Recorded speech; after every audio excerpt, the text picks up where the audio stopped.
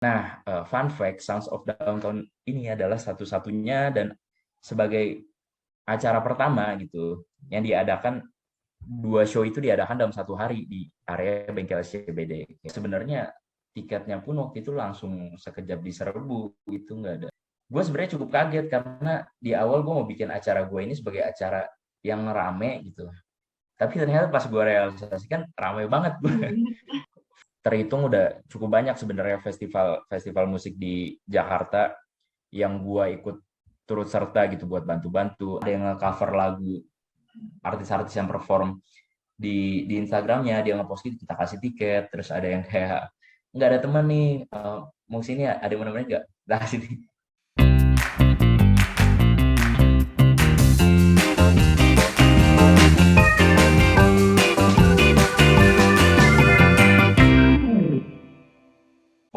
Halo pendengar setiap podcastnya Nyamok, baik lagi nih.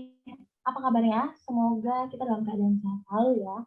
Anyways, jangan lupa untuk nonton podcast Nyamok dari episode sebelumnya, dari episode 1 sampai 7. Dan sekarang kita udah masuk ke episode ke-8 nih. Teman-teman, kalau mau dengerin podcast Nyamok, bisa langsung aja ke YouTube dengan channel Music of Vocation atau di Spotify, Anchor dengan keyword podcast Nyamok.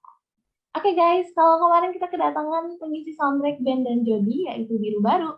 Kalau hari ini kita kedatangan narasumber yang luar biasa juga nih. Ada Kak Cakra Daeng. Dan kita akan mengupas habis tentang kegiatan dibayar atau di balik layar. Nah, mungkin sebelumnya aku mau perkenalan diri dulu ya Kak. Perkenalan, nama aku Dinda Pangti. Kali ini aku sebagai MC atau podcaster pada podcast Nyamok episode ke-8 hari ini. Oke Kak, kayaknya teman-teman udah pada nggak sabar untuk mengulik tentang kegiatan balik layar ini nih bersama Kak Cakra tentunya.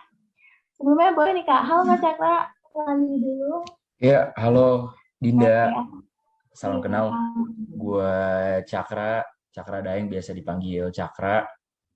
Kebetulan thank you juga buat kesempatannya, buat teman-teman semua udah diajak buat sharing-sharing di sini.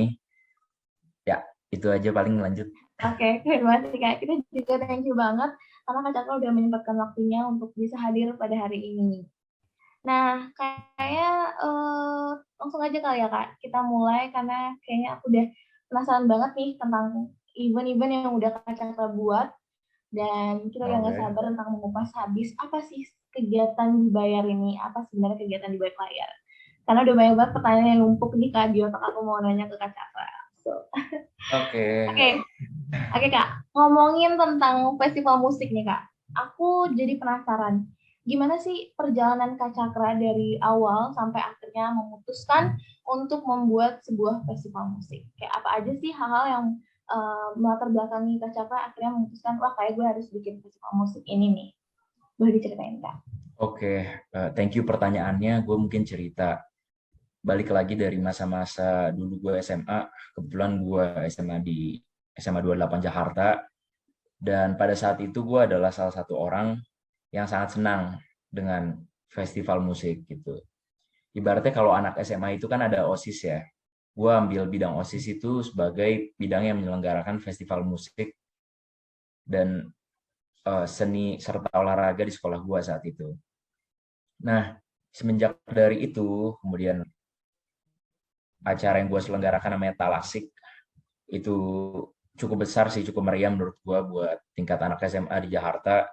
Dari situ gue makin senang lagi, semakin tertarik dengan festival musik, dengan konser musik. Gue ketemu dengan banyak orang, kemudian gue masuk kuliah. Gue kuliah di Fakultas Teknik Universitas Indonesia, kebetulan. Di situ ada nama acaranya Dongkrak Seni UI. Kemudian gue tap in lagi di acara itu sebagai Vice Project Officer.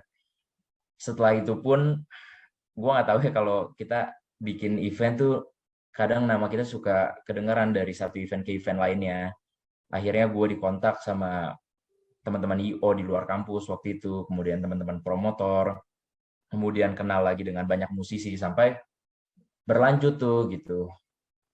Terhitung udah cukup banyak sebenarnya festival musik di Jakarta yang gue ikut turut serta gitu buat bantu-bantu, entah itu bantu mendekati hari H, entah itu prepare dari awal, entah itu ngebuat dari nol sampai akhirnya terlaksana, itu udah cukup banyak sebenarnya. Tapi gue inget banget puncaknya itu di 2019. Gue lagi ibaratnya itu adalah masa-masa kemasan lah. Hampir setiap minggu, boleh dibilang hampir setiap minggu ada aja event yang gue urus saat itu. Di samping kuliah gue, kebetulan gue kuliah arsitektur ya. Karena gue punya passion dan gue senang di bidang ini gitu, gue jalanin sama teman-teman.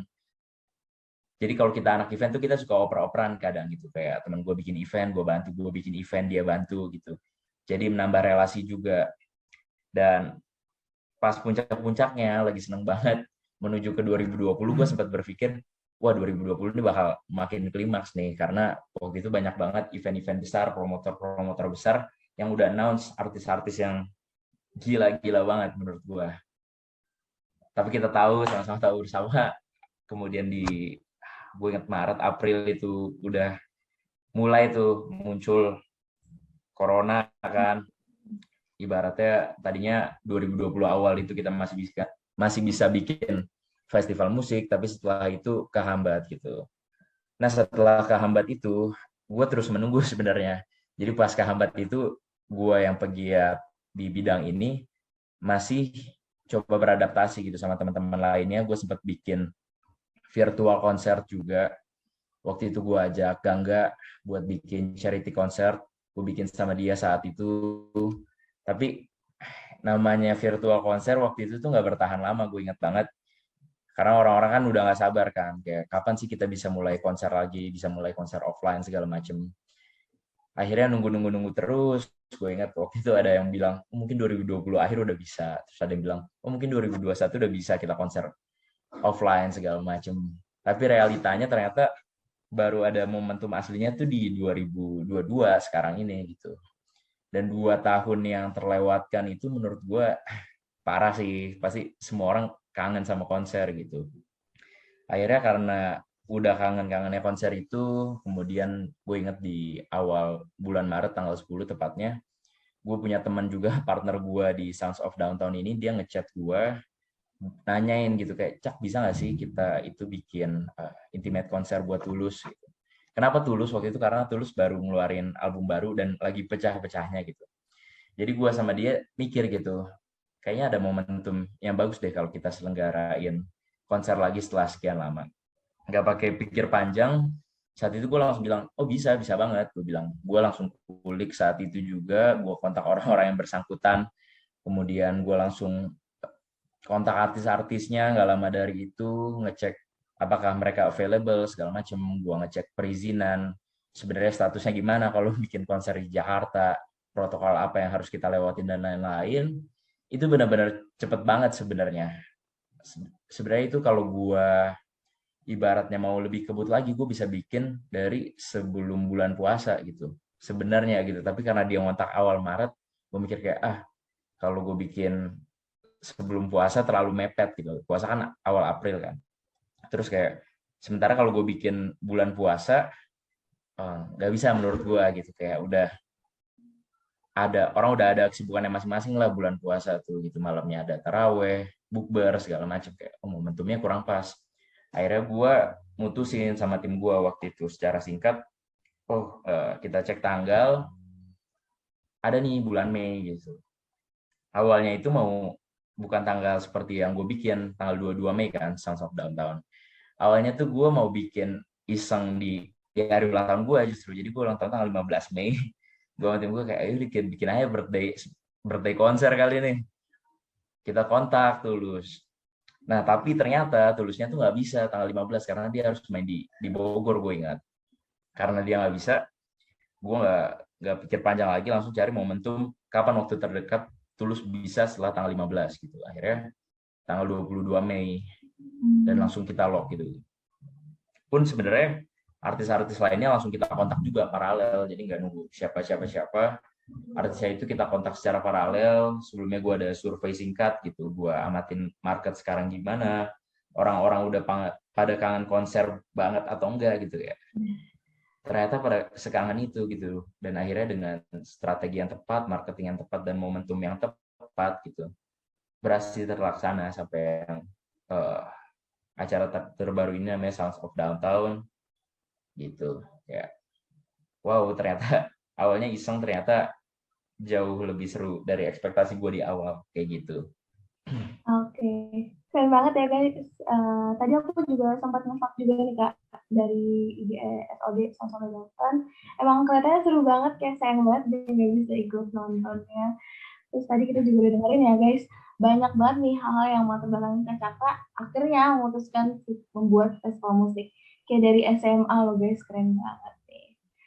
Nah Kak, tadi itu kan aku udah dengerin nih cerita dari Kak Cakra tentang mengadakan sebuah festival musik. Aku jadi penasaran lagi nih Kak, lebih kepo lagi. Apakah Kak Cakra ini orang yang juga berkecimpung di dunia musik atau cuman sekedar menyukai musik aja nih Kak? Oh, eh gue sebenarnya pecinta musik, iya. Apakah gue bermain musik? Iya, tapi bukan yang serius gitu dalam artian gue main beberapa instrumen, iya gitu. Kayak kalau ngeband seru-seruan sama anak-anak, iya. Nyanyi bareng sama anak-anak, iya. Tapi bukan yang gue manggung di mana segala macam, bukan kayak gitu. Paling pas SD aja gue vokalis band suka manggung. Sisanya seru-seruan aja, acara-acara ibaratnya jamming-jamming biasa lah gitu. Oke, berarti Kak Cakra orang yang senang dengan musik dan kalau berkecimpung serius enggak ya Kak? Gue pada dasarnya emang senang sama musik dari berbagai macam genre ya. Gue bukan yang terpaku kayak gue sukanya ini doang, gue sukanya itu doang, enggak. Itu dari band rock Korea, kemudian musik-musik lokal, jazz, sekalipun gue suka gitu. Jadi emang ada passion buat tertarik di bidang musik, dan live music adalah sesuatu yang menurut gue sangat berbeda gitu. Oke lah kita dengerin musik enak gitu di radio, kemudian di Spotify dan lain-lain. Tapi kalau nonton musik secara langsung itu menurut gue ada experience yang berbeda gitu. Itu lebih lebih asik aja gitu. Makanya gue tertarik di bidang ini kayak gitu. Oke, keren ya Kak. Nah, aku juga kepo lagi nih terkait festival musik yang sudah Kakak adakan kayak SOD tadi. Gimana Oke. sih cara Kak Cakra tuh, menurut Kak Cakra tuh sebenarnya kayak gimana sih sebuah festival musik itu seharusnya berjalan? Dan kayak apa aja sih yang perlu kita perhatikan kalau mau membuat sebuah festival musik? Oke. Uh, ini gue jawab ini dari pengalaman gue aja. Sebenarnya apa tipsnya gitu, kemudian buat bikin festival itu harus nomor satu mindset gitu. Lu bikin festival menurut gue ya lu harus bangga dan yakin gitu, oh ini acara gue nih festival, bukan bukan pensi gitu. Itu udah nomor satu sih menurut gue gitu. Karena dengan patokan lu di awal besar, patokan lu tinggi, semua hal yang lu lakukan untuk persiapannya dalam merancang acaranya segala macem, lu akan benchmarking ke acara-acara yang besar juga gitu. Lu akan benchmarking ke suasana yang ibaratnya festival banget gitu. Menurut gue itu salah satu poin utama sih gitu. Dan dari skalanya juga, jadi ketika dari awal kita mindset udah kayak, oh gue mau bikin suatu festival, suatu acara yang dihadiri oleh banyak orang segala macem, ya lu bakal bekerja secara taktis dengan mindset itu di awal gitu. Terus kalau syarat lainnya, ibaratnya tips and trick lainnya gitu mungkin. Kalau dari gue, kalau buat festival nomor satu, jangan pernah merasa udah paling bisa sih gitu. Gue udah ikut banyak juga gitu festival, konser, kemudian acara-acara musik lainnya dari skala kecil, segala macem. Gue ini orang yang pernah melewati semua divisi, semua seksi. Gue berani bilang, gue pernah jadi kebersihan, yang ngangkut sampah gue pernah, jadi keamanan gue pernah, gue jadi liaison officer pernah, jadi usher pernah, gitu, perizinan. Bener-bener semuanya gue udah pernah gitu. Dan itu pula yang nambah pengalaman dari satu acara ke acara lainnya gitu. Tapi apakah itu cukup gitu, kayak apakah itu cukup kayak lu udah terlibat di banyak event terus lu kayak merasa oh gue bisa, apakah itu cukup? Jawabannya belum tentu gitu. Pun ketika gue bikin Sons of Downtown kemarin, ujung-ujungnya gue jadi belajar banyak lagi gitu. Gitu kayak lu bakal terus belajar belajar dan belajar, apalagi semakin besar skala festival atau acara yang lu buat gitu. Jadi nomor satu mindset, harus pede, harus yakin kalau emang bikin acara dari awal targetnya seperti apa gitu, tujuannya seperti apa, kemudian skalanya sebesar apa itu diniatin dari awal udah tahu. Terus yang kedua ya terus belajar gitu, jangan merasa paling bisa atau gimana, tapi terus belajar karena ya di atas langit masih ada langit, pasti lu bakal ketemu orang-orang yang nantinya bisa ngasih banyak pelajaran. Kayak gitu. Berarti ini ya guys, perlu diingat lagi nih kata-kata tadi, kalau mau membuat sebuah festival musik tuh perlu nanamin banget mindset kita sendiri ya Kak. Perlu banget diperhatikan lagi festival musik yang mau dibuat tuh kayak gimana. Dan harus terus belajar karena di atas langit masih ada langit lagi. Keren banget guys. Oke Kak, selanjutnya aku juga mau tahu nih Kak. Kayak pasti banyak banget kan kalau kita mengadakan sebuah festival musik tuh banyak banget ide yang muncul di pikiran kita kan Kak. Apakah ide-ide tersebut yang Kak pikirkan semuanya nih bisa terrealisasikan dengan baik nggak sih Kak dalam event yang Kakak buat? Oke, ini pertanyaannya asik. Apakah ide yang di awal kita pikirkan bisa terrealisasikan dengan baik? Kalau dalam konteks Sounds of Downtown ini, gue akuin sebagian besar hampir semua ide yang awal gue pikirkan sama teman-teman itu terlaksana dengan baik, gue berani bilang gitu. Tapi apakah ada permasalahan yang timbul gitu? Jawabannya ada gitu. Ada evaluasi-evaluasi yang jadi catatan besar buat acara gue kemarin itu. Contohnya apa gitu?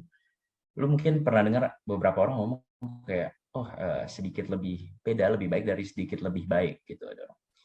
Nah, fun fact, Sounds of Downtown ini adalah satu-satunya dan sebagai acara pertama gitu yang diadakan, 2 show itu diadakan dalam 1 hari di area bengkel SCBD kayak gitu. Nah, venue yang gue pilih sebenarnya bengkel SCBD. Dulu sebelum pandemi gue udah cukup biasa bikin di situ gitu. Tapi dulu namanya belum bengkel ya, namanya The Palace. Biasanya bahkan sampai sekarang pun kalau kalian lihat ada event-event yang diselenggarakan di situ, misalkan dia satu event ada beberapa line up ya gitu, itu biasanya pecah jadi 2 atau 3 hari. Tapi gue ini benar-benar promotor satu-satunya yang bikin 2 show di hari yang sama gitu. Kenapa gue bikin kayak gitu? Karena dari tim gue tuh mengevaluasi, kita perhatiin banget gitu kayak sebenarnya waktu gue show 1 ada Raisa, kemudian Viera, kemudian Pamungkas gitu. Yang show 2 ada Runtuh, Nadine sama Tulus. Sebenarnya orang yang mau nonton Tulus belum tentu dia mau nonton Pamungkas gitu. Sebenarnya ya gitu. Pun sebaliknya orang mau nonton Pamungkas belum tentu dia mau nonton Tulus gitu.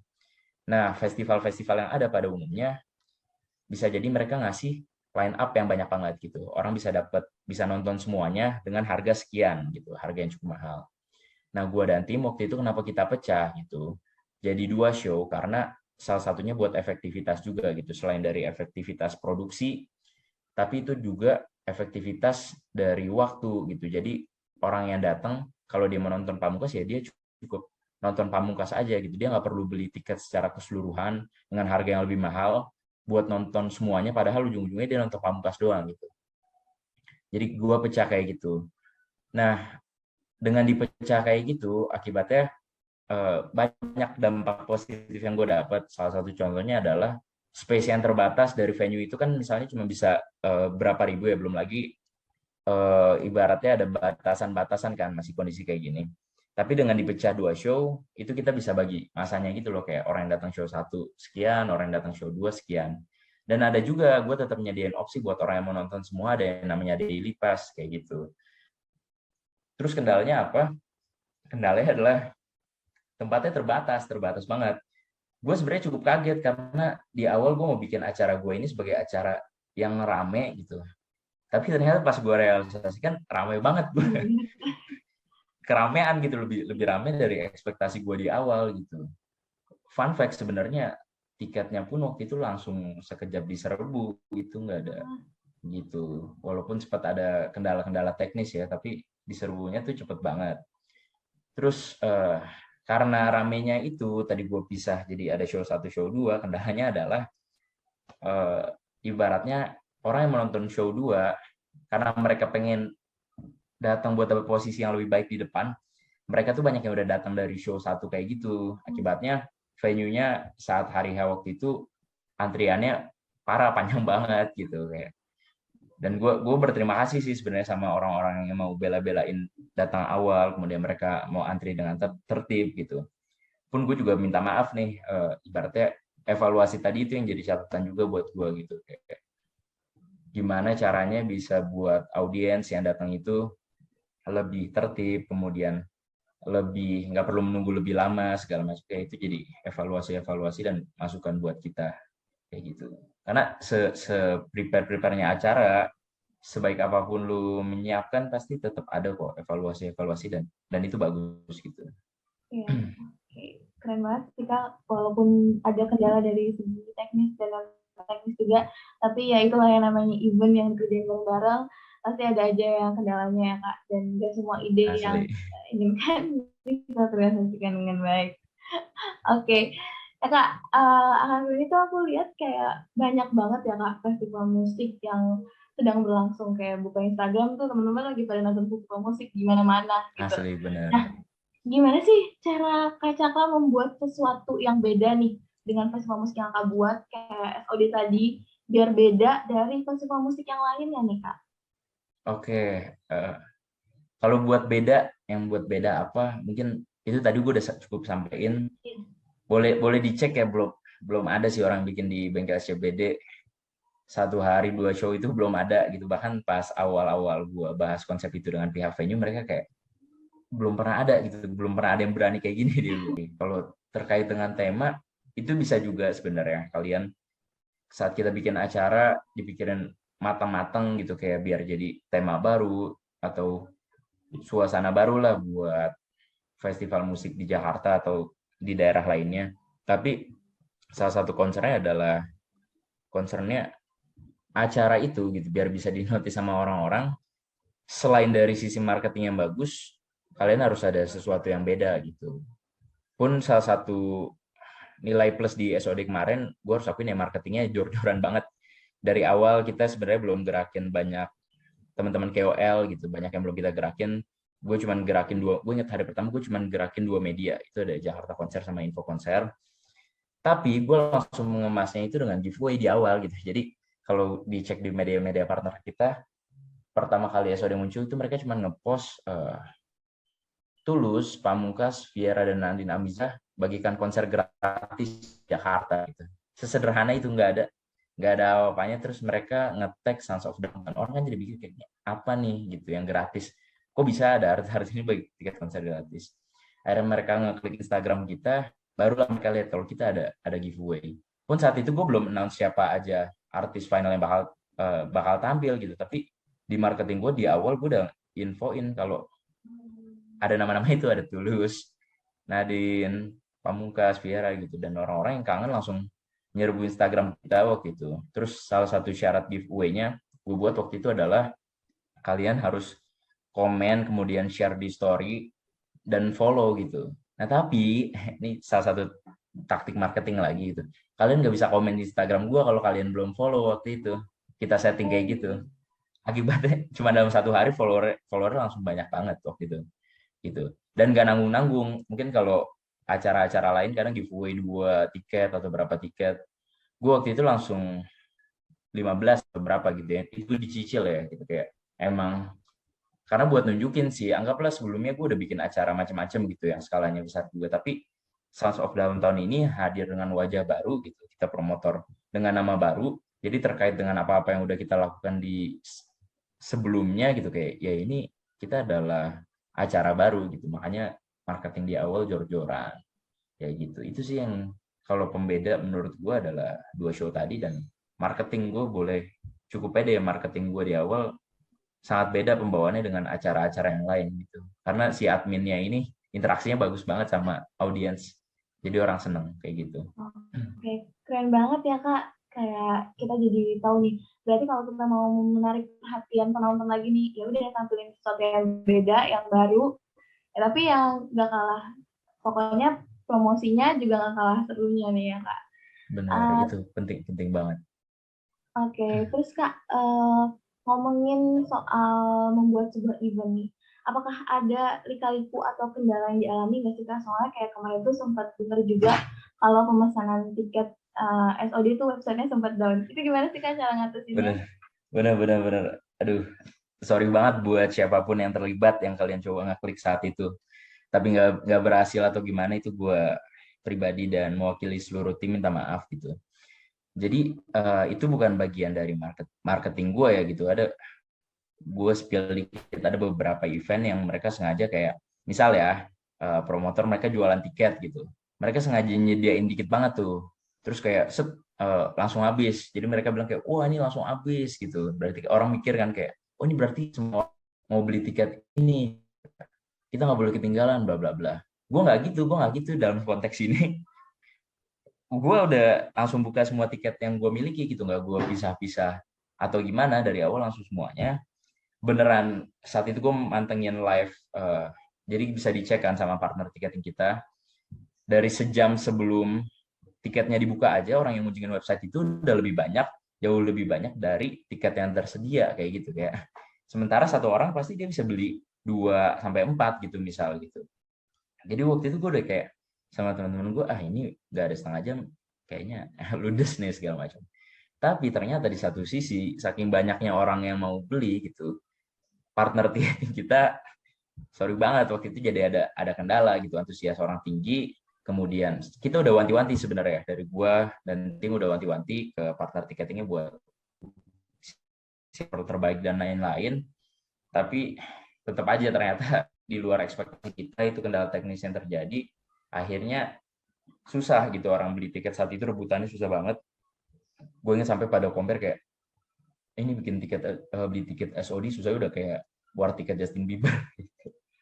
Pun sebenarnya sebelum hari penjualan tiket itu, gue dan tim dan teman-teman kita bikin marketing gimana caranya hari itu orang tuh beneran rebutan tiket kita gitu, sampai kita kemas itu udah sebagai ada poster-poster, ibaratnya orang pada macet gitu, kayak waktu itu kayak uh, campaign kita kayak ini ada macet apa sih ini, lagi pada ngantri apa sih ini orang, kayak kayak gitu, kayak kita sampai ngemas itu kita bilang Battle of Downtown gitu, kayak yang mana orang-orang battle rebutan tiket segala macam di hari itu.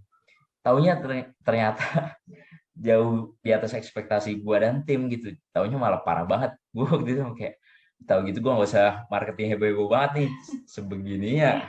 Jadi kayak gue pengen rame, taunya ramenya kelewatan gitu. Akhirnya rada rada susah waktu itu orang beli tiket.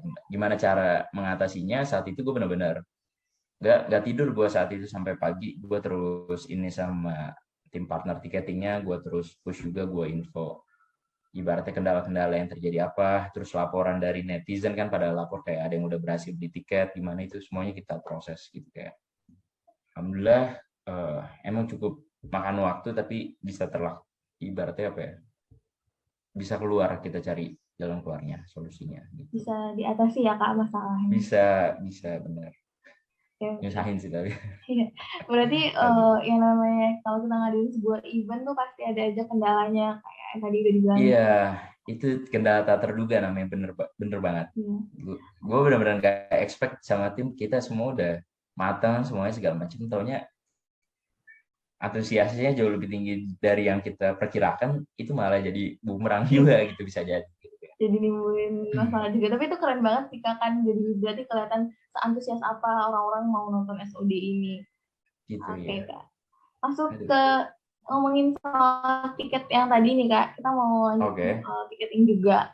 Kayak aku pribadi tuh dulu sempat jualin tiket juga, kayak susah banget ya kalau ngejualin tiket sebuah event gitu. Nah, tadi kan Kak Cakra juga sempat notice kalau misalnya tiket SOD ini benar-benar habis banget terjual, kayak orang-orang bener antusias banget. Itu gimana sih Kak caranya biar menarik semua perhatian penonton, kayak ngebeli tiket SOD ini sampai ludes gitu, gimana sih Kak? Jadi strategi yang gue dan tim rancang di awal itu namanya FOMO marketing ya. Jadi fear of missing out. Jadi kita bikin emang dari awal ada giveaway, kemudian kita announce artis satu-satu waktu itu langsung. Sebenarnya kalau lu cek ya waktu itu benar-benar gue pun kaget gitu, orang sampai nanya kayak kok followers sebanyak ini. Gue juga kaget, gue bilang tiba-tiba followers sebanyak itu, kayak postingan gue viewsnya sampai ratusan ribu, yang komen ribuan gitu. Kenapa bisa kayak gitu? Karena kita terapin FOMO marketing ya. Jadi di awal kita tekankan kalau ini adalah acara yang eksklusif nomor satu gitu. Kenapa gitu? Karena selain tempatnya yang eksklusif, bintang tamu kita juga bintang tamu yang eksklusif gitu. Yang kedua, dengan FOMO marketing ini, gue gerakin media-media besar, kemudian gue ajak teman-teman KOL, Key Opinion Leader, teman-teman centang biru kita banyak banget gitu yang pada nge-boost acara ini buat orang-orang mikir kayak ini acara siapa sih gitu, kayak banyak banget centang biru kan yang gue undang saat itu. Jadi ibaratnya awareness terhadap Sounds of Downtown ini sangat besar gitu, orang-orang kepo. Akhirnya orang-orang datang ngecek Instagram kita. Gue saat itu belum langsung jualan tiket, sengaja gitu, kayak emang postingan-postingannya nggak langsung yang announce, bahkan gestar pun gue nggak announce semuanya di awal gitu, kayak satu-satu biarkan orang menebak mengira ada siapa kayak gitu. Nah setelah gue posting satu-satu segala macem, admin yang megang sosial media kita itu juga bagus banget gitu, ada interaksi dari admin ke audiens, jadi dua arah gitu. Makanya tiap hari kalau buka Instagram SOD saat itu ada giveaway gitu. Pokoknya ada yang komen lucu atau komen apa, kita kasih tiket. Bener-bener kita jor-joran gitu. Kayak kita mengapresiasi orang-orang yang antusias sama event kita gitu. Ada yang nge-cover lagu artis-artis yang perform di Instagramnya, dia nge-post gitu, kita kasih tiket. Terus ada yang kayak, nggak ada teman nih, mau sini ya, ada yang bener-bener nggak? Nah, sini. Pokoknya kita jor-joran lah ngasih itu. Bahkan kita udah giveaway sebelum tiket kita announce harganya berapa dan lain-lain gitu. Akibatnya orang-orang udah senang, udah tertarik dengan acara kita. Pas kita announce dengan harga segitu, ya orang merasa kayak, oh ini sangat worth it, dengan harga segini, gestarnya ini, tempatnya ini gitu kayak. Jadi sebelum jualan tiket pun, gue udah bisa ngeliat traffic sih dari Instagram kita, kayak nyerbu udah banyak banget ya, puluhan ribu misalkan gitu kayak. Terus pas kita announce final poster line up yang komen aja udah berapa ribu, yang like berapa ribu. Akibatnya dengan jumlah tiket kita yang emang sebenarnya sangat terbatas, ya itu bukan hal sulit untuk menghabiskan itu dalam sekejap, kasarnya kayak gitu. Jadi semuanya emang udah kita perkirakan, cuman kendalanya itu tadi aja pas hari H jualan tiket, gue kira rame, ternyata jauh lebih rame lagi. Jadi servernya sampai ngedown segala macem gitu, kayak itu sih strategi marketing kita sebenarnya. Emang semuanya dirancang gitu sesuai dengan timeline yang ada, bukan tiba-tiba kayak gini. Oke, terima kasih banyak ya Kak. Kita jadi belajar banyak banget nih dari tips Kak Cakra tadi. Kayak pertama combo promosinya ya harus dikuatkan lagi, dikencengin lagi karena bisa menarik perhatian banyak penonton nih. Jadi itu tips yang dikasih tau Kak Cakra tuh didengerin baik-baik ya teman-teman, bisa dicatat, bisa diterapin nanti kalau mau mengadakan sebuah event juga nih. Nah, mungkin itu pertanyaan terakhir tadi ya Kak dari aku dan untuk semuanya. Oke Kak Cakra, thank you so much udah mau datang dan nyempetin waktunya nih untuk hadir bersama kita di acara hari ini. Benar. Dan ini sertifikat dari kita buat Kak Cakra karena udah mau hadir. Oke. Dan thank you juga untuk teman-teman pendengar setiap podcast Nyamok. Semoga kita selalu dalam keadaan sehat dan jangan lupa untuk ngedengerin podcast Nyamok dari episode 1 sampai yang hari ini 8. Dan buat Kak Cakra sekali lagi terima kasih banyak. Semoga kedepannya event-event yang mau Kak Cakra buat akan lebih meledak lagi, lebih besar lagi, nggak kalah dari SOD tentunya. Oke, thank you. Saya satu MC, Indah Melody, pamit undur diri. Jika ada kurangnya, thank you so much. Thank you for watching. See you guys. See you Kak. See you, thank you.